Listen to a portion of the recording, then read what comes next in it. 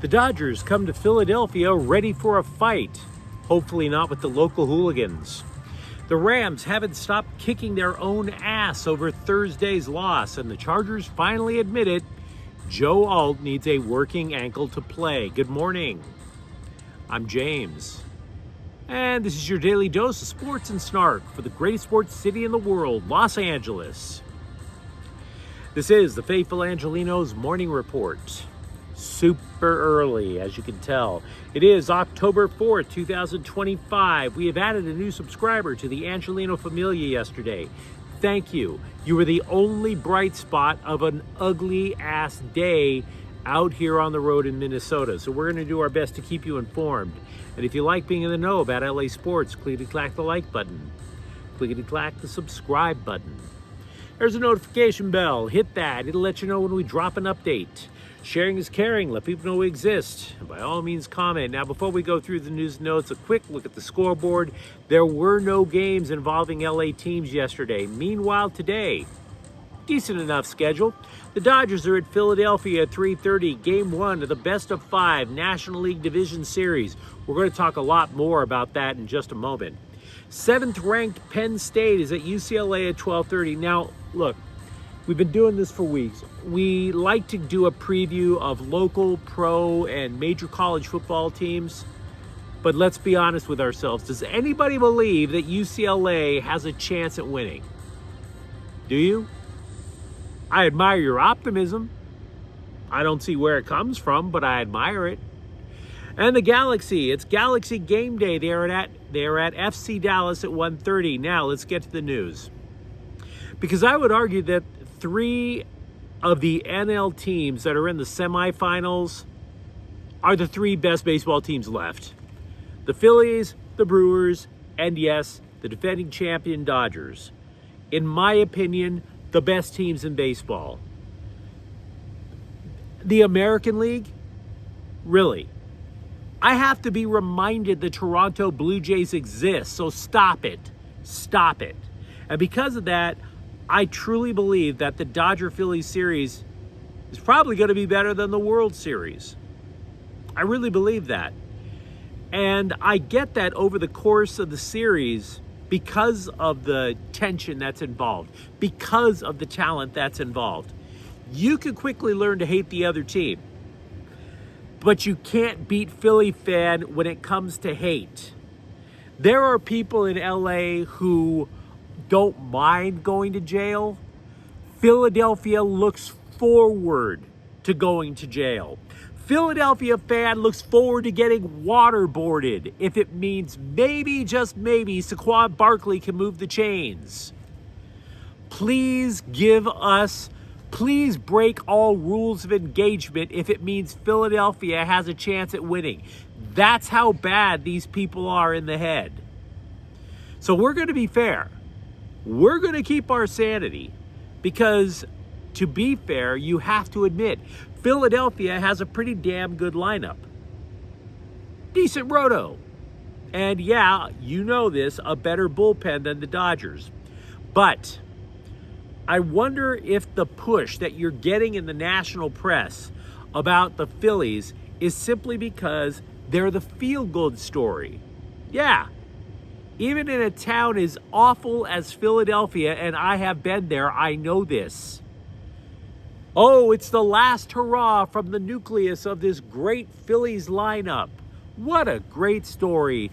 Doesn't it move the heart? But then you look under the hood. And I think the Phillies have many of the same issues that the Dodgers have had all year long. We used to joke every single day about the latest Dodger pitching injury.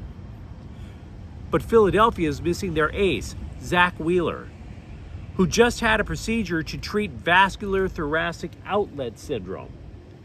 Basically, what that means is he wasn't getting blood to his arm.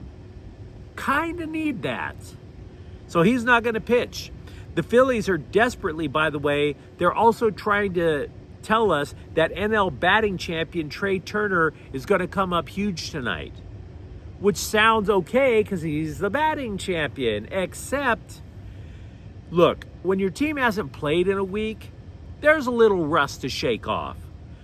Turner's only played in one game in the last month. He missed almost all of September with a hamstring issue. And what's his welcome back? What's his welcome back? Shohei Ohtani.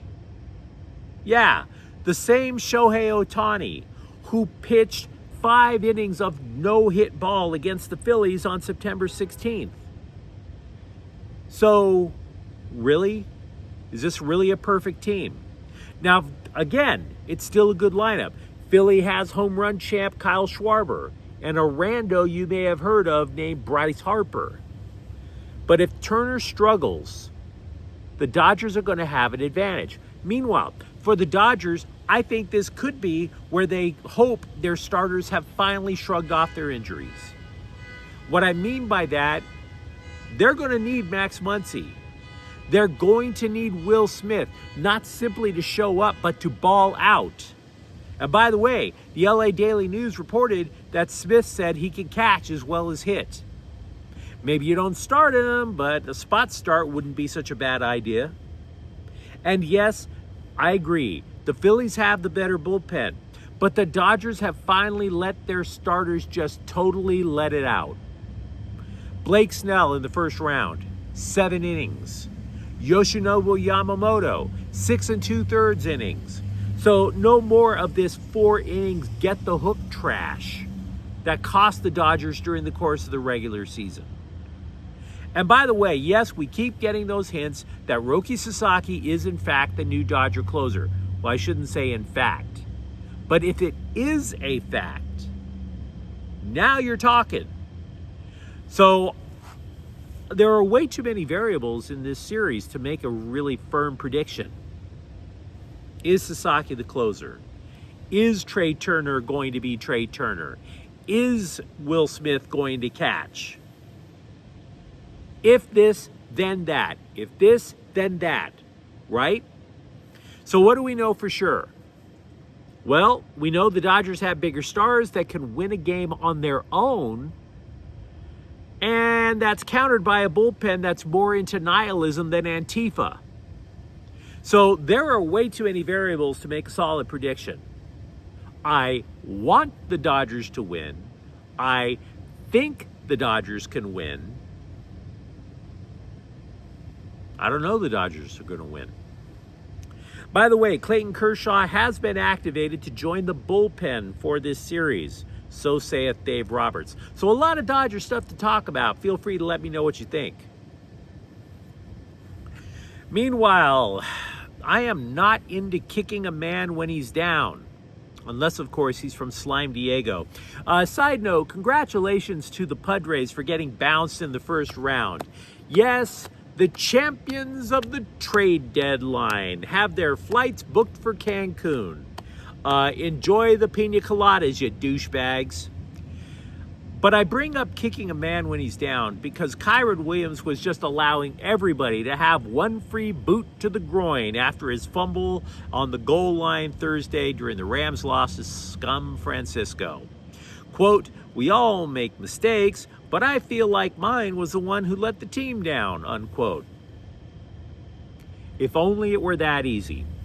Friday morning for the Rams was like getting DTs from a bad heroin trip. It was not pleasant.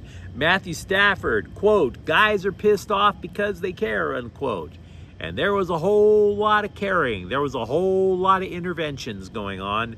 The scribes, they got their care on too. They all used the day after the loss to pick up their own red flags and just parade it around SoFi. Everybody had a red flag to parade. The Athletic, they allowed Sean McVay to drag himself over the play calling. The LA Times, their own red flag, blasting Josh McCarty for a blocked extra point, a missed field goal, a botched kickoff that gave the Niners the ball on the 40. Heck, McVay even argued the Rams could be 5-0 if the special teams got its act together. And then over there was the LA Daily News saying that the Rams defensive backs played way too soft.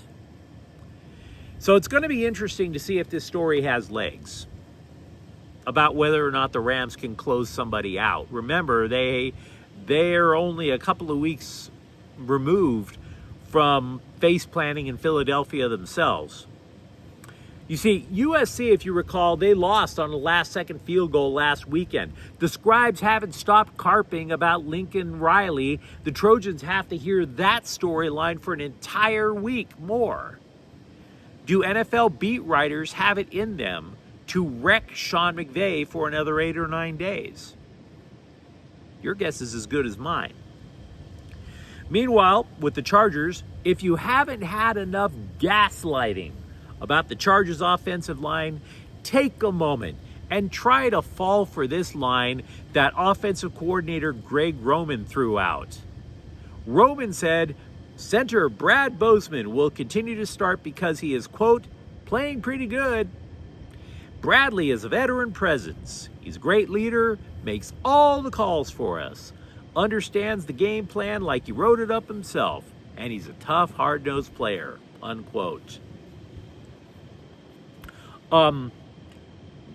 Nobody's saying Bozeman doesn't know the game plan.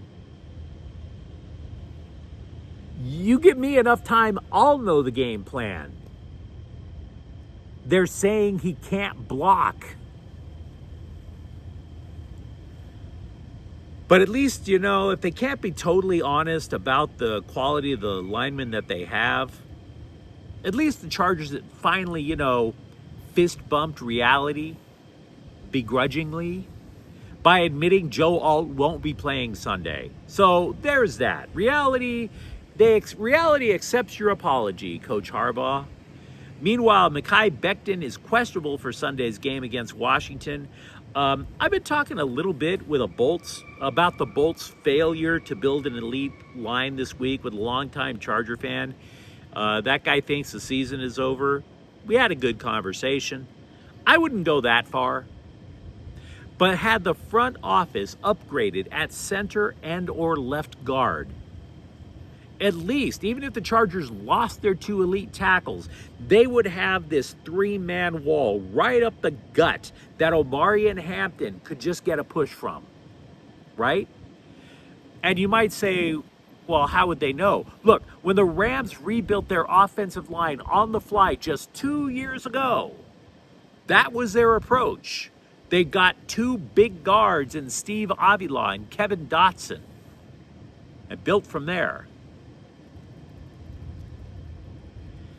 If you watched the Lakers preseason opener last night, why? Luka Doncic, LeBron James, Marcus Smart, they all sat. Definitely 2 starters, possibly 3 starters, didn't even play. Why would you punish yourself? People tried to read into the game they were reading so much into a game that's just day 4 into training camp. All the hot takes you could throw up about DeAndre Ayton, who scored just 1 point. Oh, ha, what a horrible idea to bring DeAndre Ayton in. You thought he was going to save your team. Let me help you guys out. Nobody's expecting DeAndre Ayton to be a savior. Nobody's even expecting DeAndre Ayton to be the 3rd scoring option. The primary storyline. Where does DeAndre Ayton fit in all the storylines about the Lakers? The primary one is Doncic and the Lakers played just 25 times last year. How'd they grown? Then after that, what are the storylines? Well, where does DeAndre Ayton land? Doncic and James, we mentioned that. Will James retire or leave at the end of the season? Doncic weight loss. Austin Reeves' contract. Bronny James's development. Who's the 5th starter? Those are 6 storylines, all of them. By the way, when does the team get sold? 7 storylines, all matter way more than DeAndre Ayton in a preseason opener. So shh. But you let me know what you think in the comments thread. Talk to me about the Dodgers and what you think they can accomplish in Philadelphia. For that matter, if you're a Rams fan like I am, you're still kind of sick about Thursday night. And if you enjoyed the update, don't forget to subscribe to Faithful Angelenos. We talk LA sports every single day here. Thank you for watching. I'm James, and we'll be back tomorrow. Faithful Angelenos is a Kian Cortel Queso production. Take care.